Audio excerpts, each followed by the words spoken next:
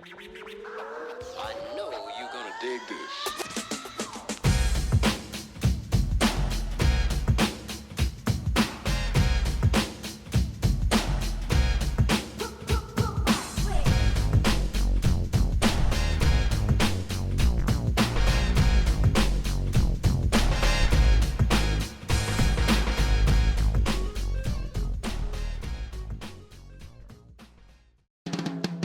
Los Angeles, known as the City of Angels, but it should really be known as the City of Queens. West Hollywood is globalized and profound in the marketing of their vibrant LGBTQ+ scene and culture. It is no Pisces season? Oh, bitch said absolutely not. The queens are performers themselves and the life they bring to the city. Bars such as Hamburger Marys and Beach's WeHo are some of the many stepping stones in the drag scene, popularizing and shedding light on what the community is about. Well, I actually also do drag, so for me it's like a way of expressing ourselves. I'm very inspired in the alternative part of the drag scene. Everybody here is very accepting of everybody, so that's the biggest part that I have.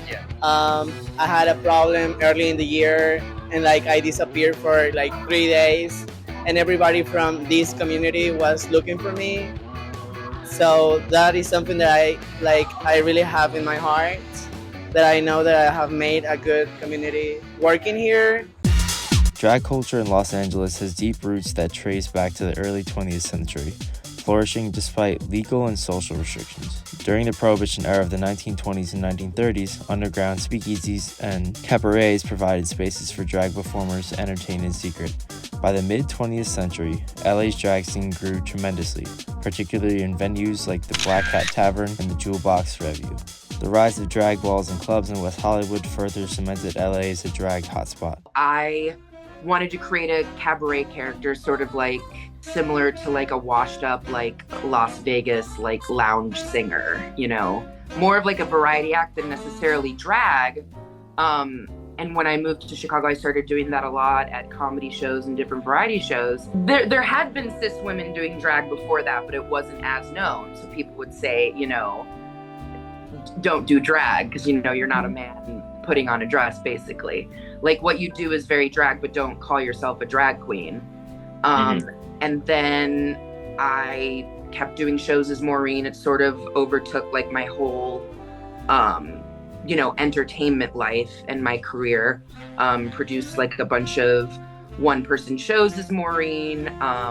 Was performing more in the theater scenes. When you put on the drag and when you put on the wig and the makeup, it is a superpower or a shield for individuals, especially in the queer community. I think why drag is so popular with queer people is because drag is a way of being seen in a way that's undeniable. Not only are drag queens entertainers, but they are activists who paved the way for LGBTQ+ visibility during some very dark times. From the legendary Marsha P. Johnson, a key figure in the Stonewall riots, to the global phenomenon of RuPaul's Drag Race, drag queens have reshaped fashion, language, music, and even politics. At the heart of this movement is Hamburger Marys, an iconic LGBTQ+ restaurant and bar located in West Hollywood. Since the 1970s, it's been a safe haven for drag performers and the queer community. Hamburger Marys hosts drag brunches and dinner shows across the U.S. that celebrate queerness and unapologetic glam